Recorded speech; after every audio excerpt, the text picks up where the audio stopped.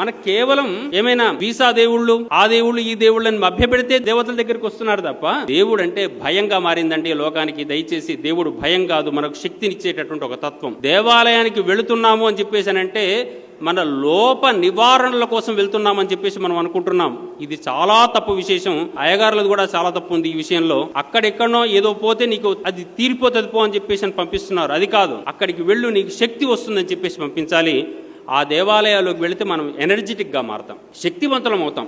ఆ శక్తిని మనం బాగా ఉద్ధరించుకోవాల్సిన అవసరం ఉంది. ఓ 10 సార్లు వెళ్ళండి, దేవాలయంలో ప్రదక్షిణ చేయాలి అన్నారు. ఎందుకు చేయాలి? నేను అదే చెప్పాను. భూమి ఎవరి చుట్టూ తిరుగుతుందిరా నాయన? అదేం సార్, తన చుట్టూ తాను తిరుగుతుంది, సూర్యుడి చుట్టూ తిరుగుతుంది. మరి భూమికి ఇంత శక్తి ఎక్కడి నుంచి వచ్చింది? సూర్యుడి చుట్టూ తిరిగితే శక్తి వచ్చింది. మరి నీకన్నా గొప్ప శక్తి చుట్టూ తిరిగితే నీకు శక్తి వస్తుందని భూమి చెప్పింది కదరా, నీకెందుకు రావట్లేదు? దేవాలయంలో ప్రదక్షిణం చేయి. నీ మనస్సును కూడా నిత్యము దైవం చుట్టే తిప్పేటట్టయితే నువ్వు శక్తివంతుడు అవుతావు, దేవాలయం నువ్వే అవుతావు.